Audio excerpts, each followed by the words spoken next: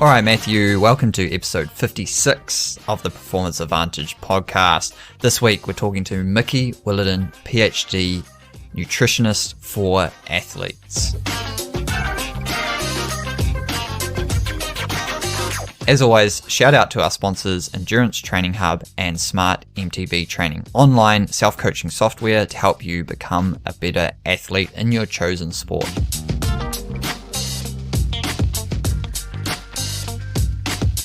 Alright guys, remember we've got our Performance Advantage podcast Masterclass on launching June 1st. If you sign up before June 1st, you get 50% off. So it's $150, 6 online classes, quizzes, certificate at the end.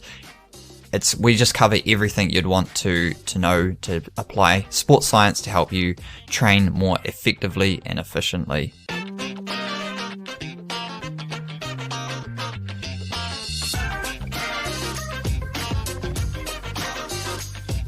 Hey Matt, what have you been up to the last couple of weeks? Been going. So remember I told you I didn't feel like going for a ride really. Yeah, that was the whole topic of our last episode. Yeah. So I had about maybe 10 days or 2 weeks where I just didn't really ride much. Went for some runs, but then the local trails opened up. Oh. Yeah, so they were closed for so long that I just had to get out. The weather was perfect. There was no wind. Absolutely excellent traction. So yeah, I was out there checking out the new jumps track and it's awesome. I loved it. Just lapped it. So yeah, it was really good to get like out on the bike and out on the local trails. Still been running. Did some road rides. We've just had just absolutely stunning winter weather. Really cold at night. Perfect for riding in the day. Can't ask for much more. Yeah. Oh, that's cool. Yeah, I saw pretty much everyone from Palms to North posting on Instagram that they were going mountain biking. So I figured the trails were probably open. Yeah. And we got this new one called Foo Fighter. They're calling it a jumps track, but more of like a flow trail. It takes about a minute to ride and you can just lap it over and over. And it's like the funnest flow trail I've ever ridden. So yeah, it's good. Yeah, I've been getting back into it, Matt. Okay. Do you want to know what I did last night? Yeah. I went on Zwift. Oh, no. Don't worry, I was under control. It was under control. Yeah. I set my limits. I mean, we talked about this. I know. This is like a majority of an episode on it. But Zwift is the problem. It was, there's a lot of things that accumulated to, my acute overtraining, but I'm back into it. You know, one of the things that is worth mentioning is, like, even if you don't smash yourself on Zwift, it's still okay to have a break sometimes. Like, actually, a break is a really important thing. Well, I tell you what, my motivation is, like, 100% higher than it was. My recovery's way quicker. I feel amazing. I lost, like, 1.5 kg off of doing no exercise. So that's so funny. It's, it like fully reset, like we know it does, right? And why I was able to catch it early. And yeah, so what'll be super interesting is I got a time trial to do this weekend as part of, it's called Williden. So Williden's when you have 4 people in a team and you run a marathon. So 3 people do 10 kilometers, 1 person does 12.2, which is what I'll be doing. But that will be really interesting to see how that compares to like the time trial I did just before I had my break, to see like if I actually have, lost fitness. No, I guarantee you haven't lost anything. It's funny because breaks have been so topical lately because of just the timing with the seasons for a lot of my athletes. And I have one athlete on one side saying, I don't want to take a break because I'm going to get fat and I'm going to lose fitness. And you're saying, you didn't get fat and we'll see what your fitness is. And then I have another athlete on the other side that came off of a month break, did some power testing, and they're like his best ones ever.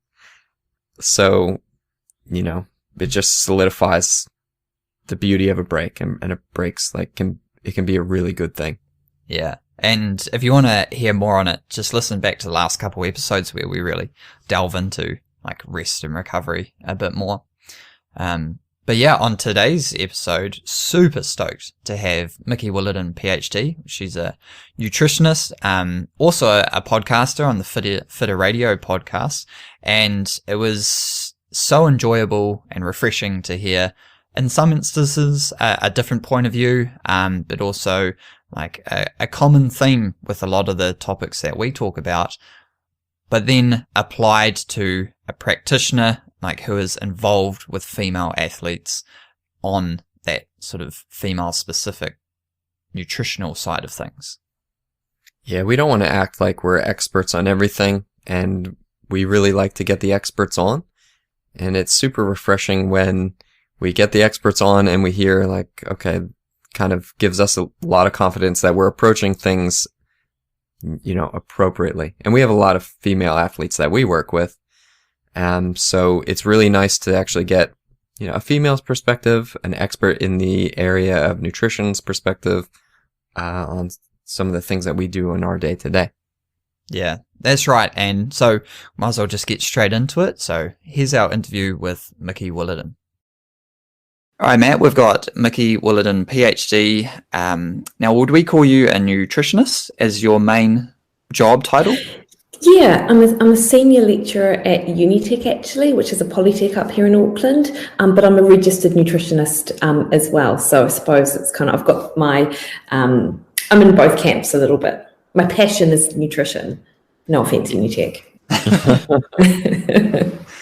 Yeah, that's awesome. And really around the main reason we wanted to get you on today is to talk about the female endurance athlete, and really, like, there's a lot of noise out there now. We've got social media. Anyone can post anything. And Matt and I both coach young females as well as older, I don't know the nice way of saying mature females.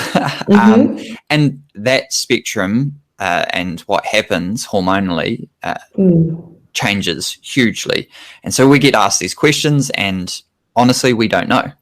We don't want to try and act like we're experts in this. Yeah. So we figured we'd get an expert in for sure. So, awesome. Yeah. Yeah. And I would like to start off with what are your feelings or opinions, not really opinions, I guess, on the differences between men and women from like a nutritional standpoint, if any? Yeah, that's a really good question, Will. And I guess it's, when I think about when I have a client come and see me in my clinic, I don't immediately think, well, you're a man, so I'm going to do this with you, and you're a woman, so I'm going to do this with you. I talk to them about their training, about their lifestyle, about other things going on with them, and then I make appropriate kind of nutrition decisions based on the individual and not necessarily the fact that they're male or female. Certainly there are differences obviously you've got the menstrual cycle, and that can impact on a woman's ability to train effectively across certain days of the month, on how she feels about training, and potentially some of the gains she might make in training on certain days, but that's not all women.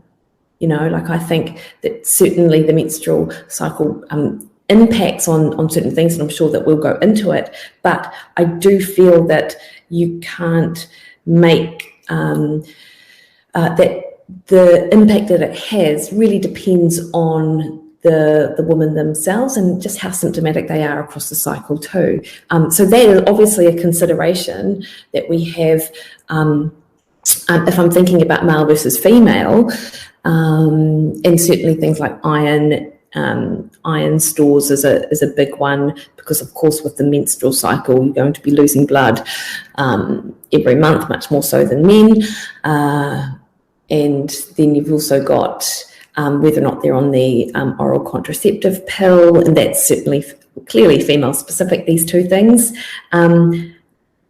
But overall, I think it's more about looking at the individual and things that affect them. That's good to know. That's it makes me feel like I'm on the right track with all the females that I work with, because that's the same approach that I take. Is that we look at them individually and look at their histories and their backgrounds and what they can do, what they want to be able to do, and we don't make a differentiation. Yeah, and it's interesting actually, like you guys are probably on Twitter, and if you are, you might see this Kirsty Sale. I can't remember. She's got a double barrel name. Her husband's Craig Sale, but they're both kind of leading researchers over in the UK. And she's spent 20 years studying females and female physiology and the impact that might have on training.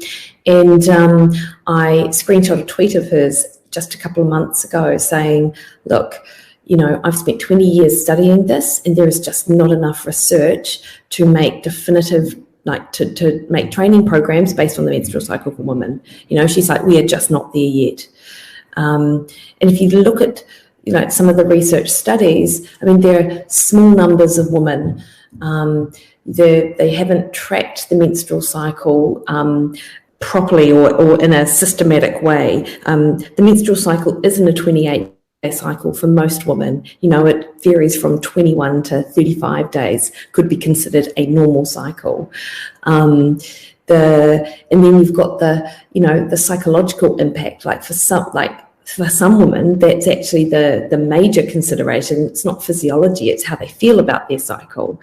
And so she thinks it's far too early for any of us to make real considerations or blanket considerations based on the menstrual cycle, and not based on the individual, if that makes sense. Yeah, definitely.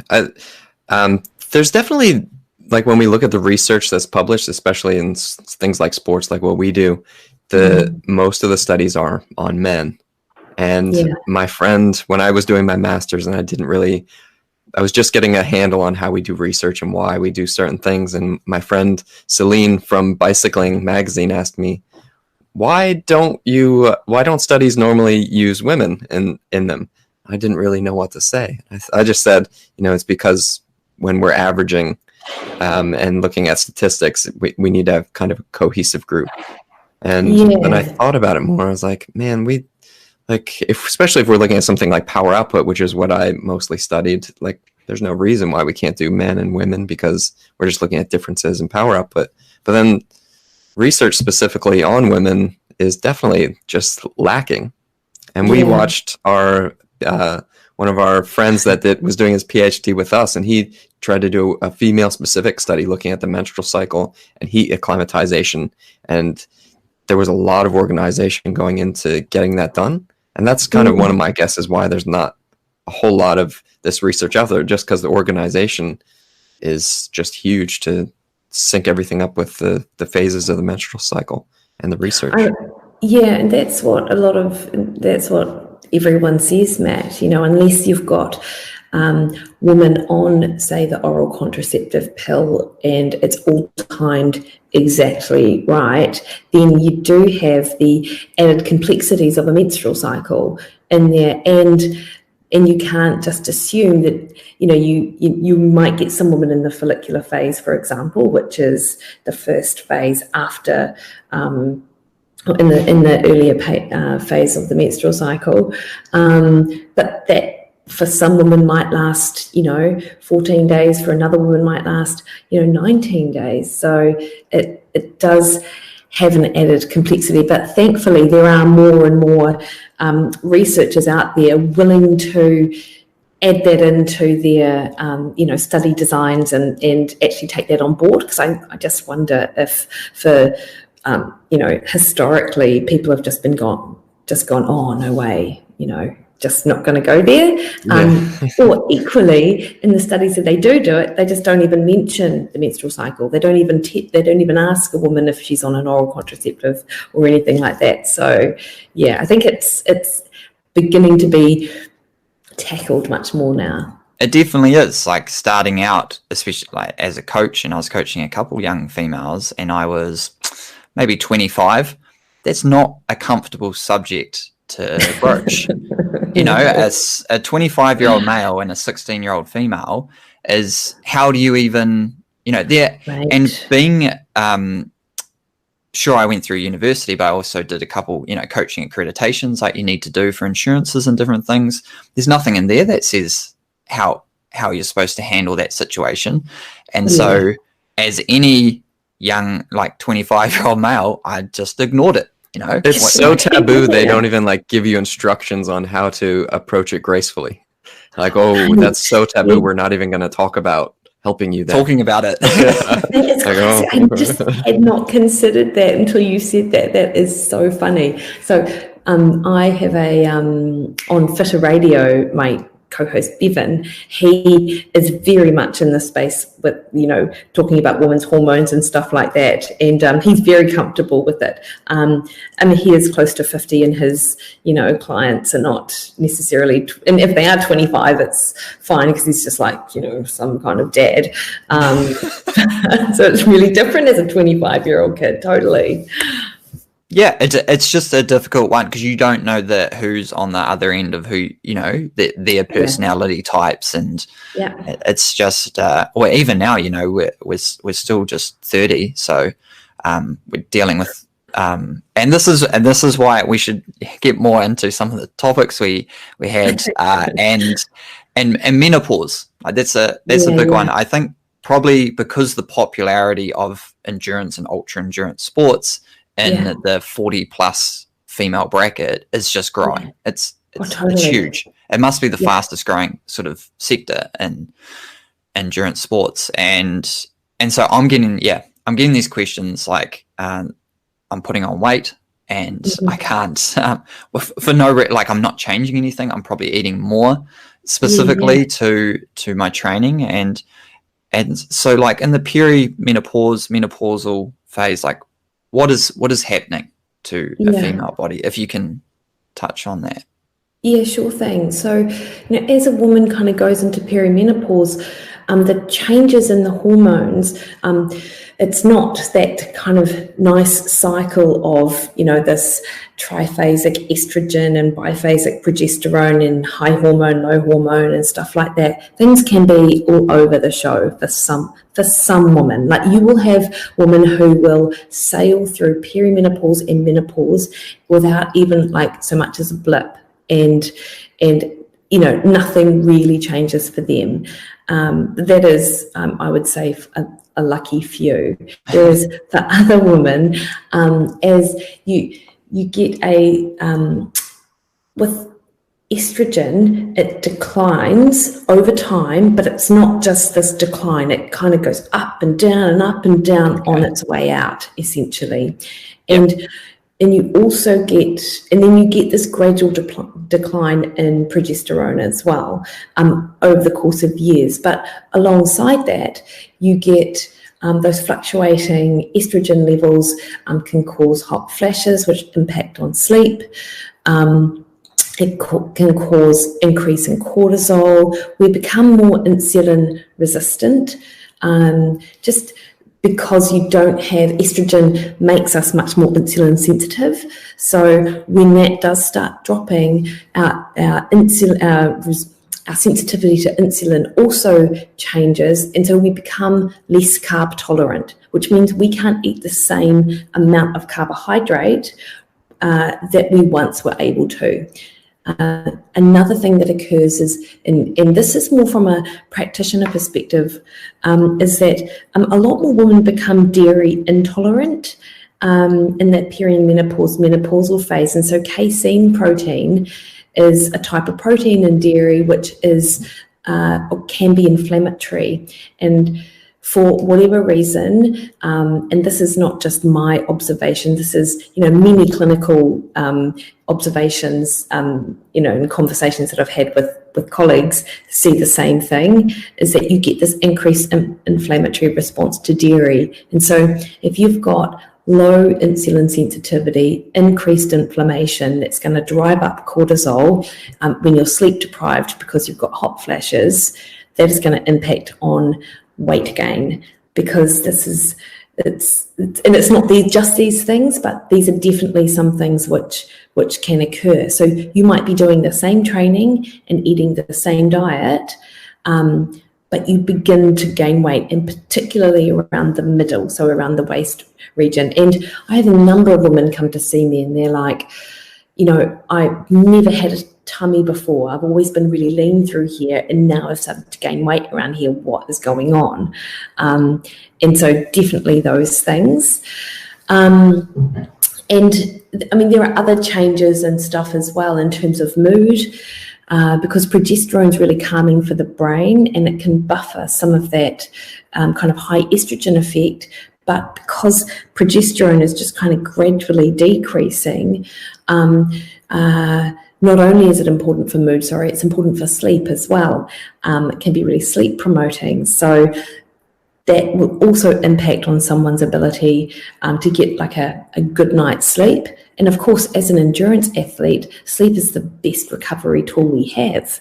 And so if suddenly you've got this disrupted sleep and you're waking up at 4 o'clock in the morning with this cortisol surge, and you're only getting like 5 or 6 hours sleep a night, your ability to then go into that next training session and get those fitness gains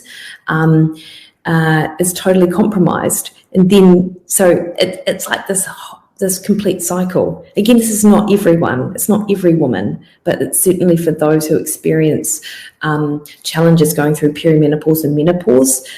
Those are some of the biggest things that we see. Oh, and then don't forget that, of course, when you're tired, you just start drinking more coffee. And I was about to say, also you eat more sugar, and then with a low insulin tolerance or insulin resistance, a predisposition to storing fat as a and tissue and a specific region to store it. Yeah, like a perfect storm for everything you don't want as an athlete. Yeah, it totally is, Will. And then think about our lives as middle-aged women as well. And I can't, to be honest. Good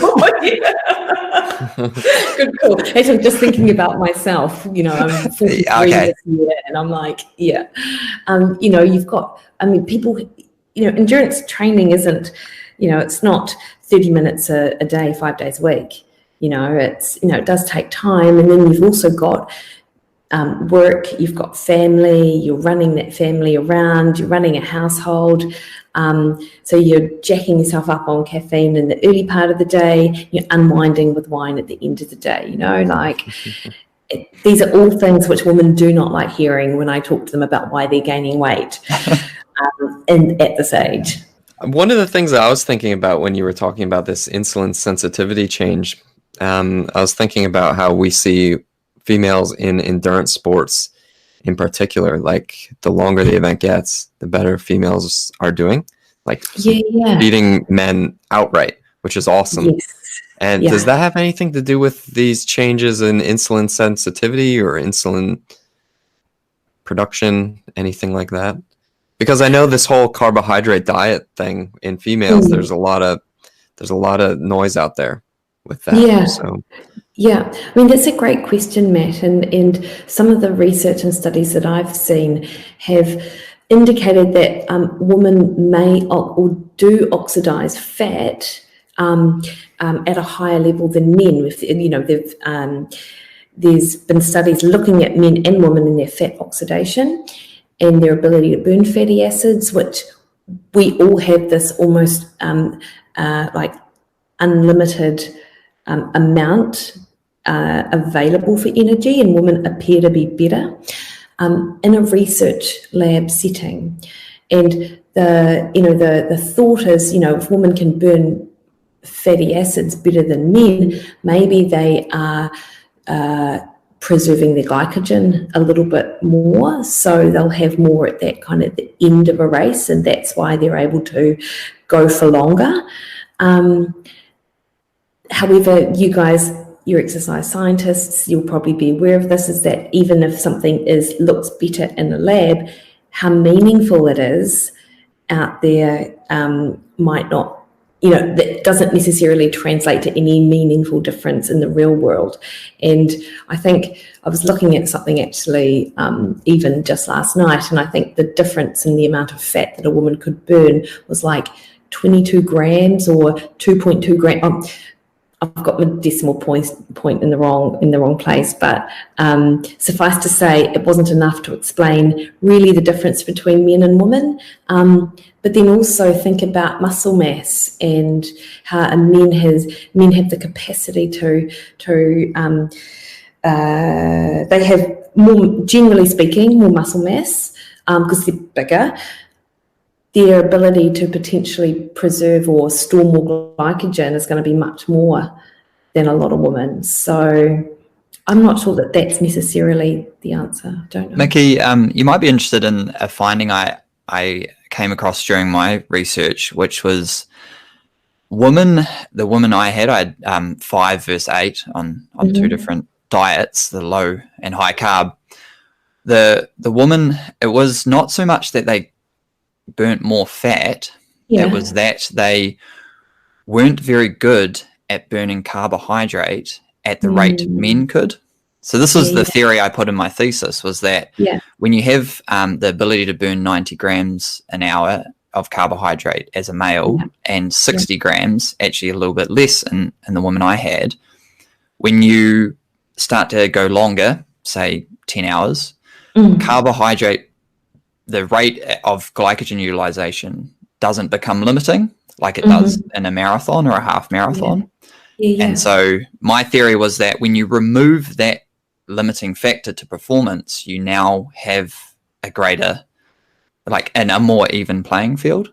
And so, like, if the male, in the sense, because he can rely on carbohydrate through a huge amount of different distances and physical, like, exercise, if he then is less able to burn fat, whereas the woman has always been in a need to adapt to burn fat at quite a high rate, you then have a situation where if it's a 100-mile event, that the woman can actually perform at quite an even level with a man.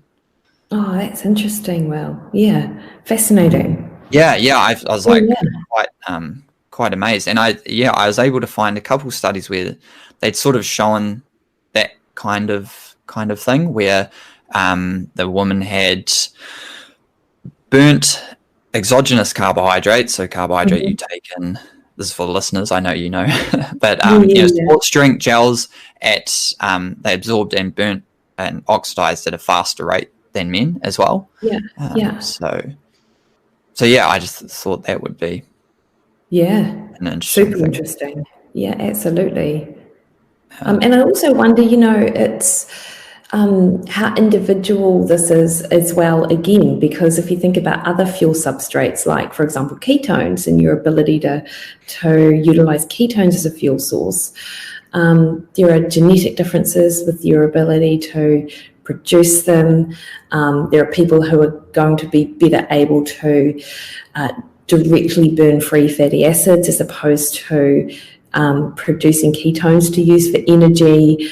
And I'm just thinking about the other major fuel source that comes into, like, ultra endurance events. So there are so many things that I don't know that we can account in a laboratory setting, and as practitioners we need to be mindful of that as well. I don't know, like, if I think about, people talk about science and talk about evidence, and it's it's important, obviously, to be informed by that. And people dismiss the N equals 1, but as a practitioner, and you guys as coaches, I'm sure you'll appreciate this as well, is that you can't dismiss the N equals 1 if that is the person that you're speaking, to, and it's their kind of lived experience. And I think that your experience as practitioner, alongside the scientific studies, and also I like to think about, is there any kind of evolutionary basis for what we're seeing here as well? Like, that becomes the evidence base, if you like, and not just science, and not just N equals 1, and not just, well, that's what they did back in evolutionarily, back 10,000 years ago, so that must be the way we do it now. Like, I like looking at the whole body of evidence. I think that's what a PhD teaches you as well. because you get, well, let's be honest, you get slammed if you try and publish anything. Yes. But it does give you like that critical eye to look back at your work and go, well, actually, I can't say that because I don't have all of the data points. And so, I can't say that doing plyometrics makes you a better runner. Like, you can't just directly correlate that thing.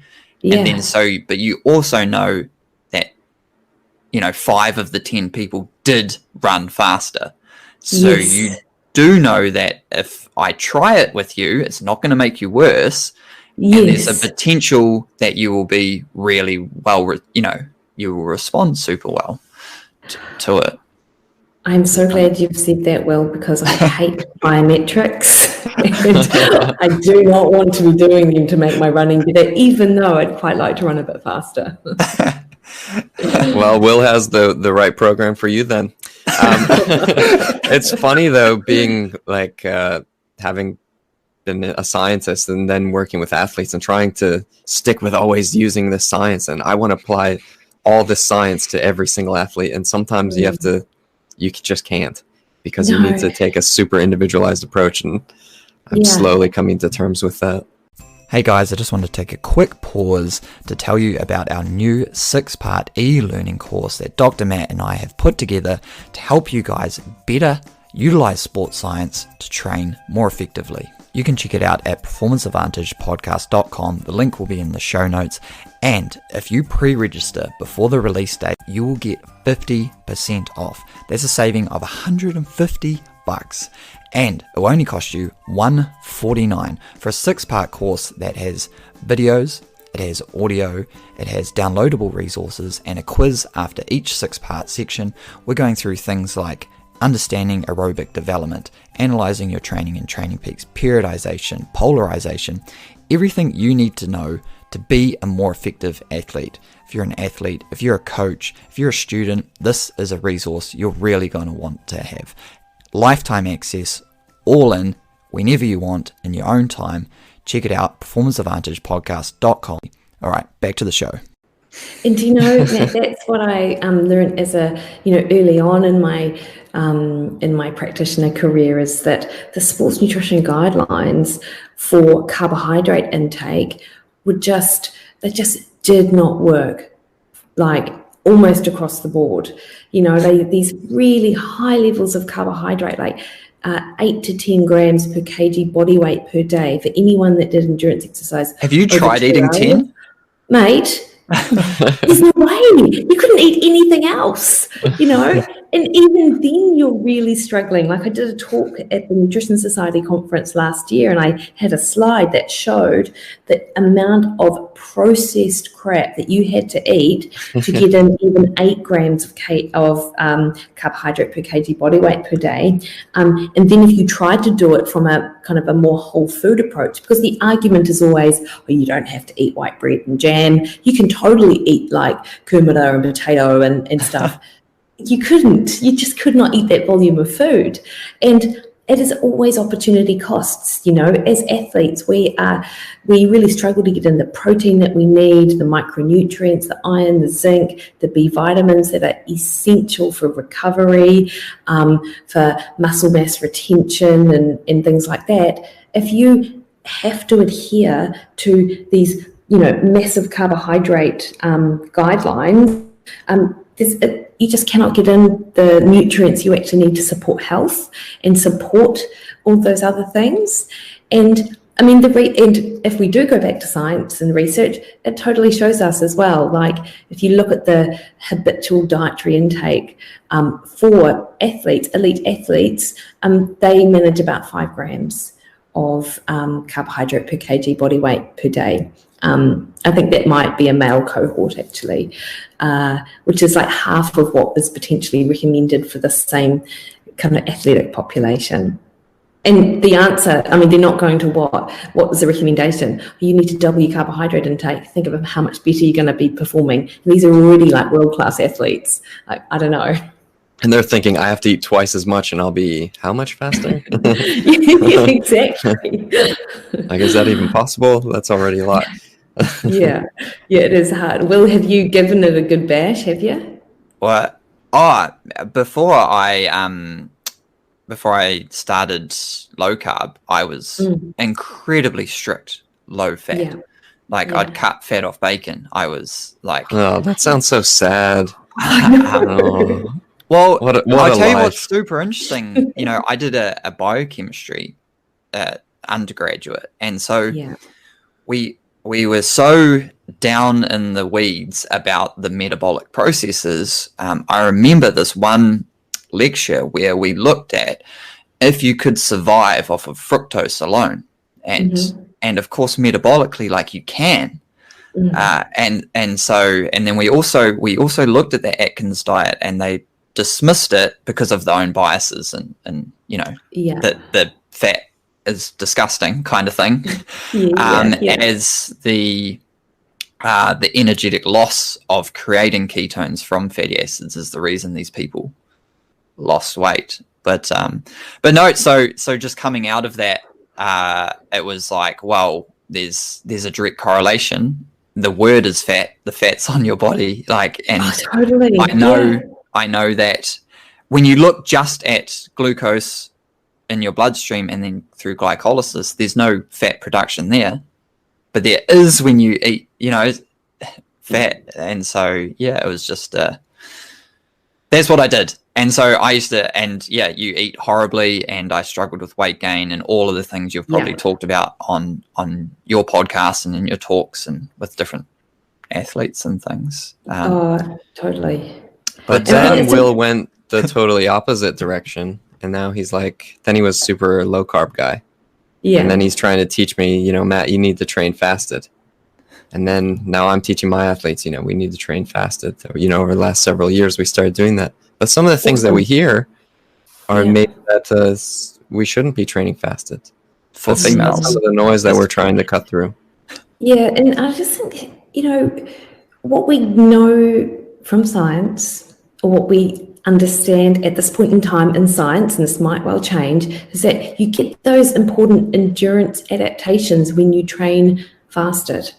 The changes in AMPK, and I'm going to get the other one. I'm completely forgetting the other one, but particular gene transcription. We're waiting for you, Will. That was you, Will. I don't know where she's pointing. You should have saved me there. But no, you get these important kind of changes in the way that the genes are expressed to enable that fat oxidation to occur and occur much more easily. And you get so when you get, this is when you train fasted. And to say that an entire population must not train fasted because of the stress response is pretty disempowering, I think. No, you're a woman. No, you can't train fasted. You, male, go for gold, and I just feel like I have a real issue with that. So women are scared of stress. And I think it's really important to establish that without stress, you actually cannot have a training effect, which is then going to result in a fitter, faster, stronger athlete. Now, chronic stress over time is not a good thing. So, and that is what people are. There's that misinterpretation of what stress actually is. Stress is essential for life. Chronic stress is completely detrimental. A fasted training session does stress the body in a favorable way, that as long as you've got other things, that on balance, it's providing the appropriate stress, then there is no reason why a woman can't train fasted. I think that people are scared of that training fasted means you then don't, that also entails eating nothing for like the entire day, for days on end or something. I don't know. Are there any specific considerations for female athletes, like either around fasting, intermittent fasting, low carb? You've mentioned iron. You mentioned some B vitamins. Obviously men don't have a menstrual cycle, so there are some very distinct differences. Yes. There are like a couple small ones or large Yeah. ones, but then for the most part, they're the same. But like across your, not necessarily N equals 1, like you've been a practitioner for years now, you've dealt with a huge array of athletes. Are there some things you go, look, this works, and I've seen this work time again? Great question. So, if I just kind of bullet point a few things which are completely related to low carb, and some things are just completely related to the menstrual cycle. Cool. And okay, so if you're a woman on the oral contraceptive pill, that is shutting down your menstrual cycle. That is not regulating it. So that is one thing to be mindful of. And also the oral contraceptive pill does deplete B vitamins. So any woman that is on an OCP should also be taking a B complex vitamin. So, and an activated B as well, and so certain brands of these are just like, it's Thorn B complex. Yeah. Like that. Thorn B complex is a good one. Doctor's Best B complex, because these are activated forms of those B vitamins. And B vitamins are essential for energy metabolism, essential for like mood and a whole host of things.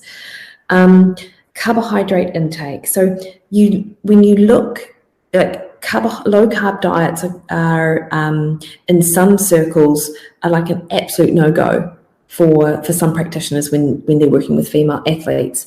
I think it's really important to recognize that low carb means different things for different people. And if you're an endurance athlete, you could still be consuming 150 grams of carbohydrate per day and be considered low carb.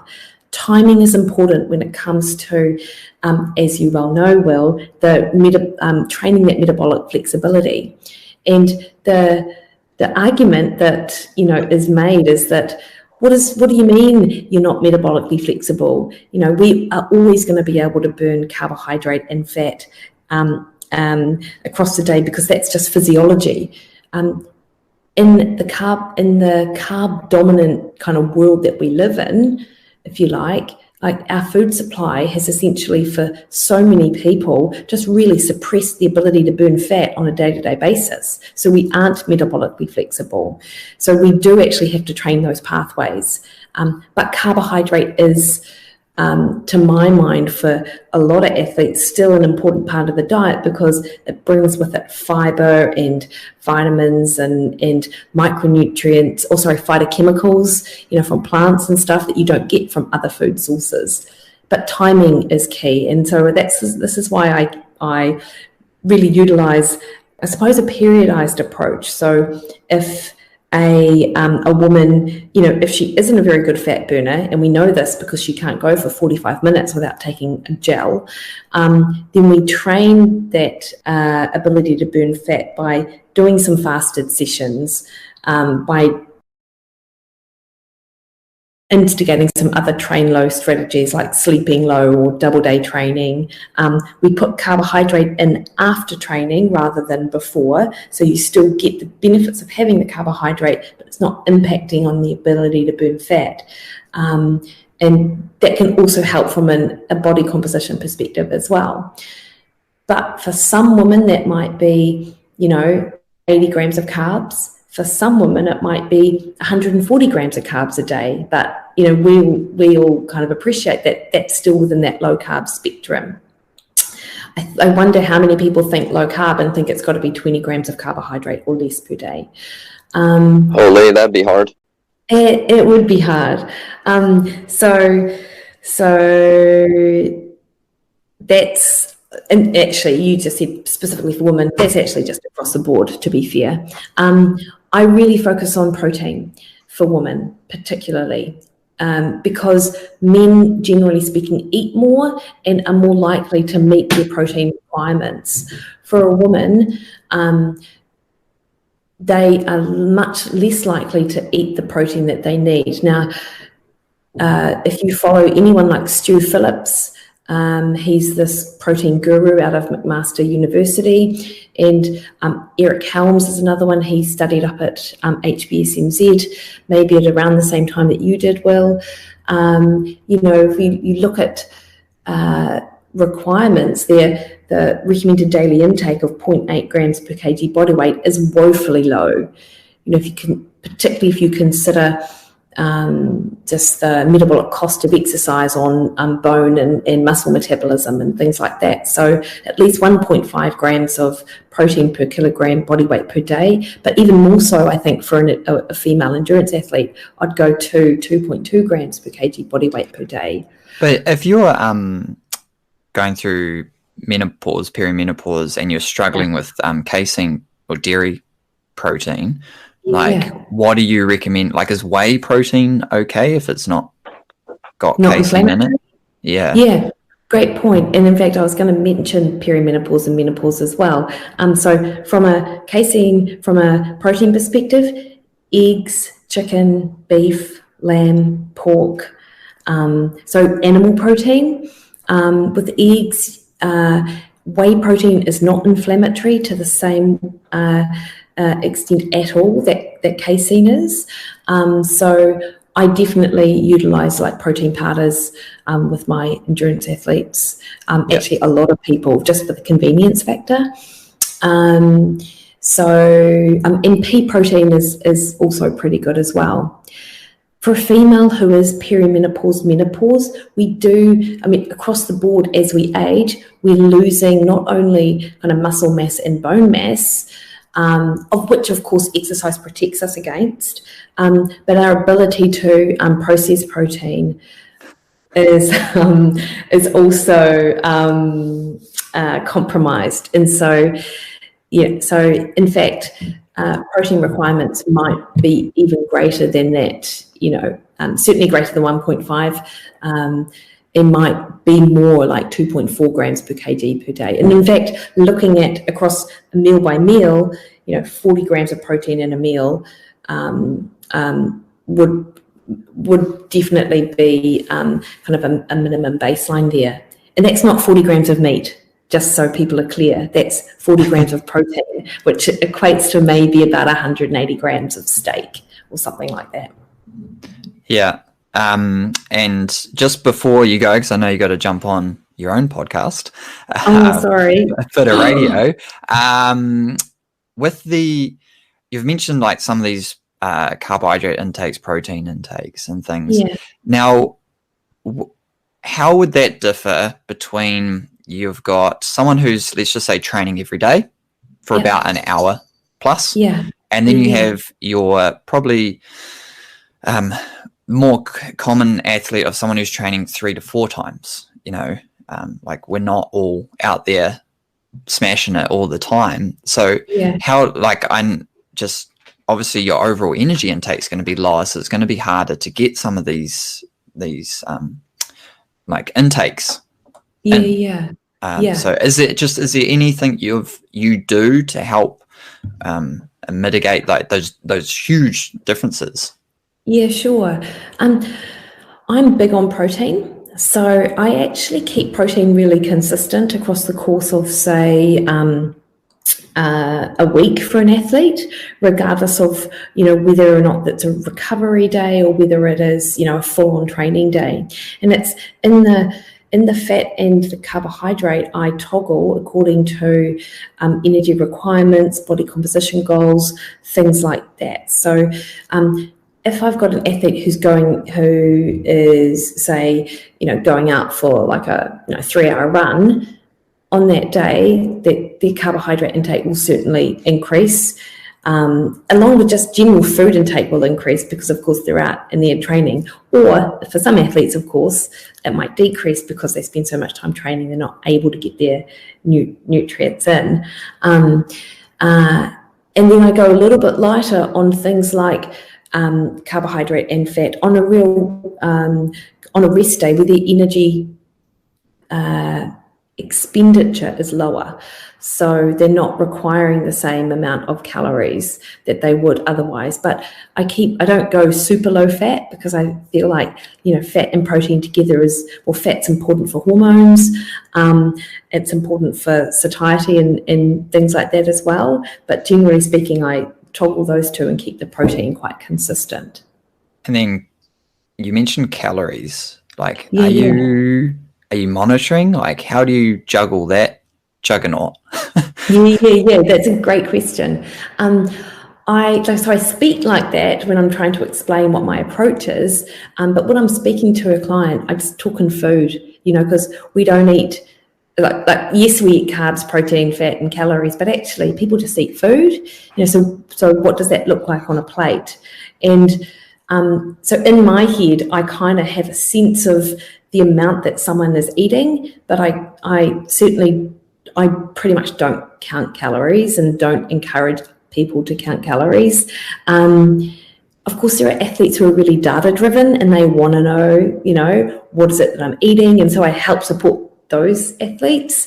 But people come to me because it's, they've already got so many other things they're juggling. They just want to take that decision-making process away. So I just know, really, add in a sweet potato. No, take that sweet potato out. And then, in my head, I know, well, there's 200 calories gone, but the person doesn't necessarily need to know that. Does that answer your question? Yeah, no, it's the same. Like, we operate this, that you deal with it so often, it's the same with like, well, if we do a 5K run instead of a 10K, that's the equivalent of, of the training stress across the week. And then you kind of can design that. So it looks like they're training a lot on a recovery week, but they're not. It's the same kind of thing. And I know that there was something else which is really popular these days, and I just will really briefly mention it before we go. I'm probably opening up a can of worms and stuff. Just as you leave, okay. Do it.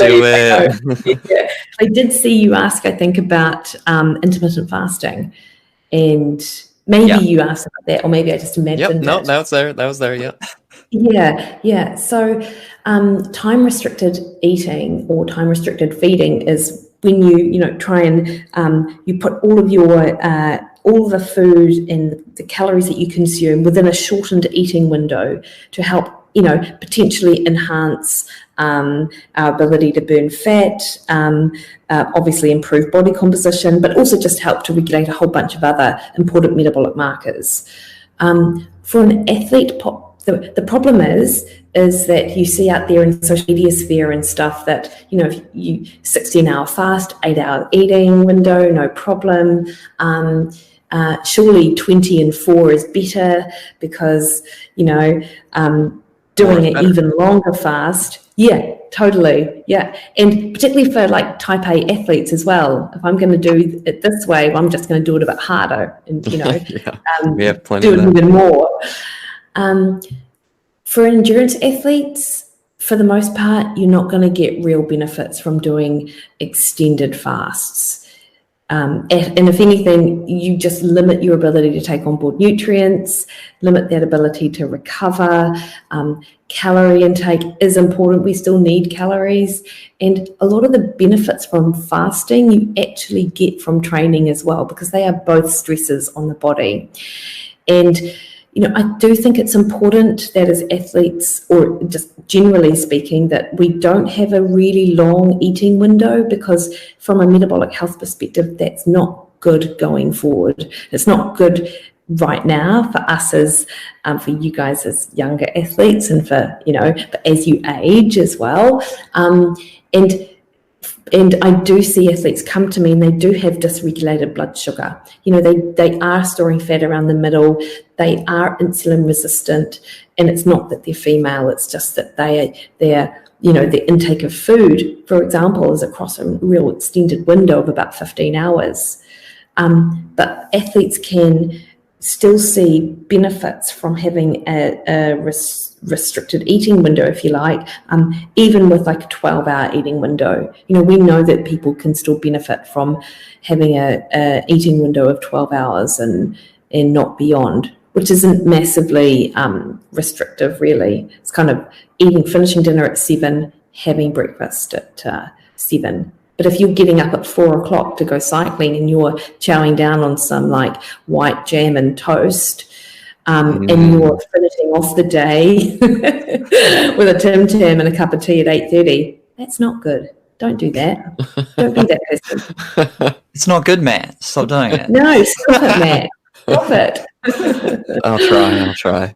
Yeah, and you know, from a diet perspective, I mean, my goal is with every athlete is to keep them doing what they're doing for as long as they can, because we do these sports because we love it, and we still want to be doing them when we're 80 or 90. So, yeah, a good diet is going to help support that.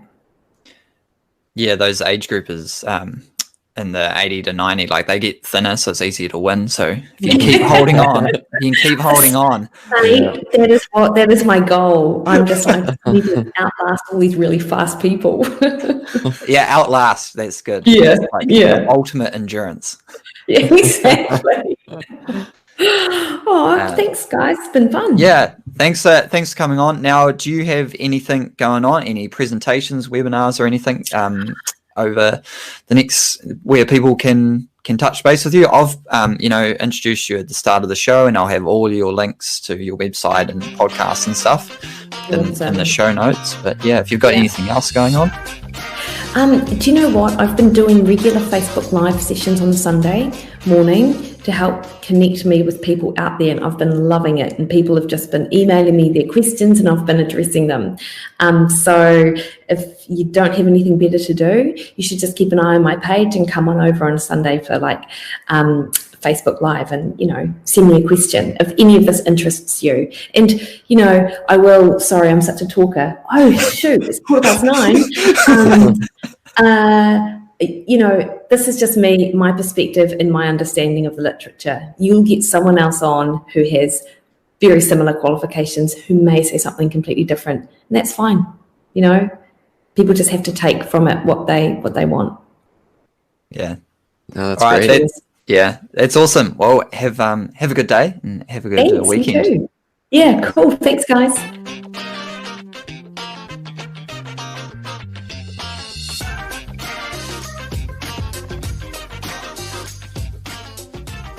All right, everybody. That was great to get Mikki on and to hear how she approaches these things related to females, endurance athletes, diet, nutrition, all kinds of things like that. Be sure to share this episode with your friends. It really helps us get the word out on the podcast. And also don't forget about the Performance Advantage Podcast Masterclass, where we teach you everything we know about sports science. We'll catch you next week.